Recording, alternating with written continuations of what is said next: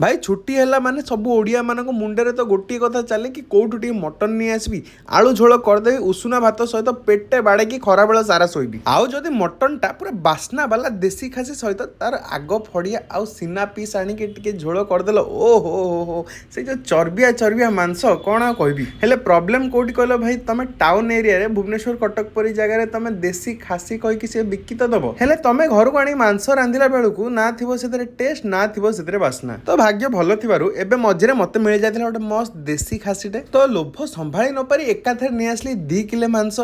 मसला कषा हो गला से मांस पड़की पूरा भल भाव में कषा है तापर से भजा आलू टिके पड़की झोल हो गला मस्त पूरा उषुना भात सहित जो जाइए आउ मांस जो सीझी थिला माने पूरा तुला आउ बास्ना कथा कौन कहबी माने खरा बेले खाई राति पर्यंत हाथ बासुला मटन रो जेते आइटम भी तमे खाओ हेले मटन आलू झोल सहित उषुना भात हेले से जो शांति सेटा आउ कोनोसी आइटम रे नहीं तो वीडियो भल लगे लाइक और शेयर तो करदबो हेले तुमको मटन को पीसटा बेसी भल लगे सेटा कमेंट करिया भूलबनी।